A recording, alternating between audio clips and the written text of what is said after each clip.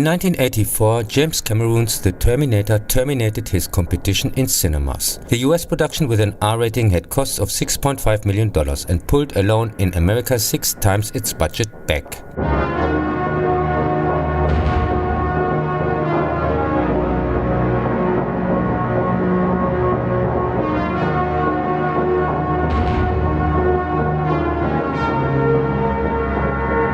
Was a worldwide commercial success and is the epitome of android movies. The relatively small-budgeted author film planned the way for Arnold Schwarzenegger, who became one of the highest-paid superstars in the world, and James Cameron, who made later the 2 most commercially successful movies of all times, Titanic and Avatar.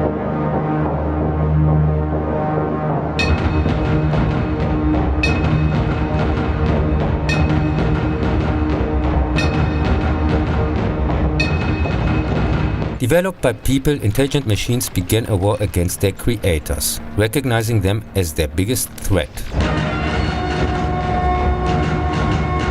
When the human resistance, led by John Connor in 2029, is nearing victory over the central machine instance Skynet, the machines sent a Terminator to the year 1984. This android, a machine surrounded by living human tissue to infiltrate people inconspicuously, is stated to kill Sarah Connor before she gives birth to John. The Resistance conquests the time machine, which only can be used by living tissue without equipment, and sends the soldier Kyrese back in time to protect Sarah. Man and machine arrive at various locations in 1984 Los Angeles and begin their search for Sarah. For both is failing no option. It is about the very existence.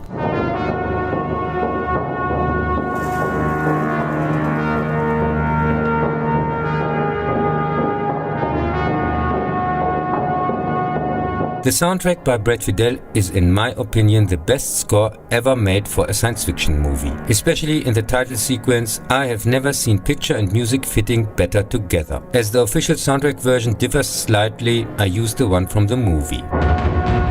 Cameron realized with Terminator a personal dream project he developed years ago, and which was in its original form much more sensical than the story we were shown. Arnold Schwarzenegger should normally play the hero part of Kyle Reese and Lance Henriksen the Terminator, which would have made from a logical point of view sense. Since Terminator are infiltration units which should be able to discreetly hide between people, it makes absolutely no sense to use exclusively big muscle-packed giants, which do not look like the average everyone. And also, why needs a machine muscles? And here is already directly the reason why the sequels can't really work except for part 2. Cameron's basic idea would have been perfect for sequels, since the story would require the constantly use of new Terminator that do not look like the last one, which would mean always different actors. But he puts the basic concept of the Terminator already in the first movie on the head. First time I heard something about Terminator, it was the famous "I'll be back" scene at the police station. I'll be back. Which was shown as a promotion on television. When he finally came to VHS, he exceeded all expectations. Terminator is the best action movie I know. The story is very exciting, the cast absolutely perfect, and the pace breathtaking. Arnold Schwarzenegger plays the quiet villain machine so convincing that it gives you the creeps. By far his best performance of all time. Rarely you see a movie that goes forward with the action so consistently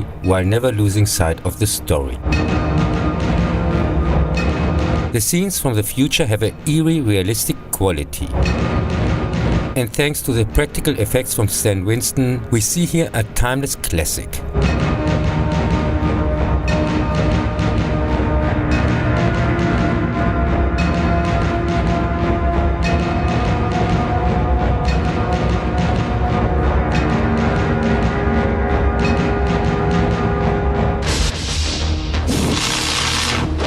I watched one day Terminator with a friend, with whom I had already organized movie nights for years in our youth center, by showing every Wednesday a new or classic movie. To my surprise, he had never heard anything of Terminator, and as luck would have it, was our next film Jacob's Ladder, back then the only VHS tape with the awesome T2 teaser.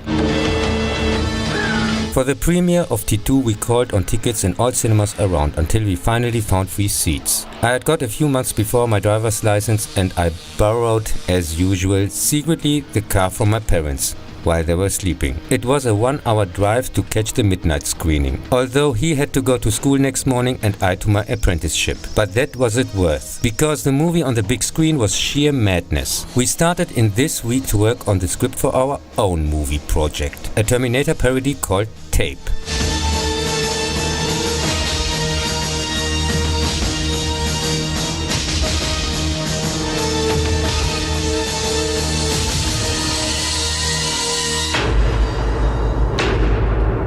I'll be back. For the production company, we used the name of the youth center screenings. Film on Wednesday. Precise, Wednesday Pictures. Judgment Day. It is the year 1991. A T-800 has been reprogrammed by the resistance movement of the future and sent back in time. Its mission is protect young John Connor, the future leader in the fight against Skynet and the machines. Opponent to this good Terminator is a T-1000, a successor to the T-800, which is sent to kill John. The T-1000 is made of liquid metal and is a shapeshifter, which makes him superior to the T-800. He can take the form of any person which he has touched and reshape his body parts in dangerous arms. Now his mission.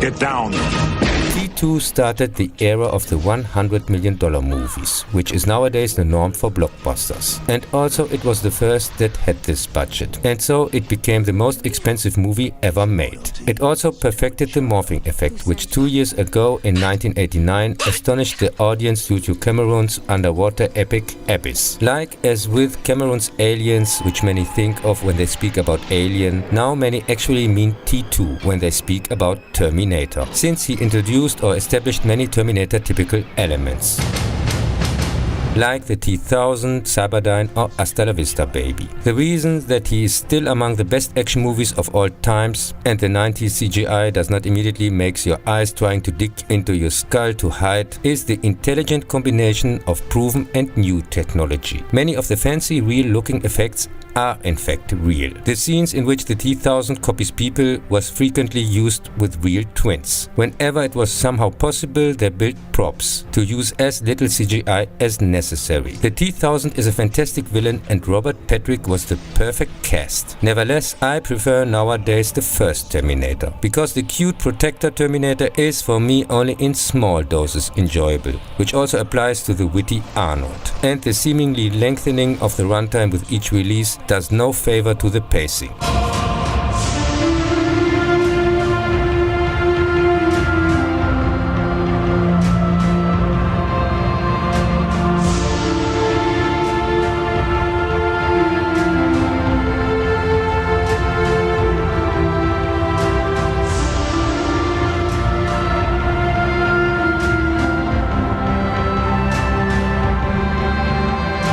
I have provided the original theatrical version without a grinny Arnold, dry Kyle Reese dreams and 3 times playground nuke nightmares, because the last worsening edition George Lucas special with the sunshine ending made in my mind an eclipse. Luckily Cameron has realized that the story does not cope another infusion, as the T-1000 is much too overpowered and in principle unbeatable. And since in this future Skynet, probably due to the dangerous star power virus, produces exclusively aging Arnold Terminator, which get more and more talkative and rarely terminate somebody, except the own Terminator colleagues. So he made the end that the story was finally told, and that no one comes to the crazy idea to make another Terminator, maybe with a T-grandpa or something worse. Nice to see here someone comes to his senses. Now I can finally go home sooner and take the rest of the day off.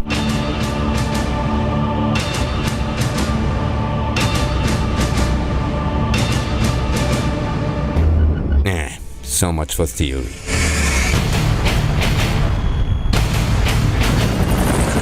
I'll be back. What?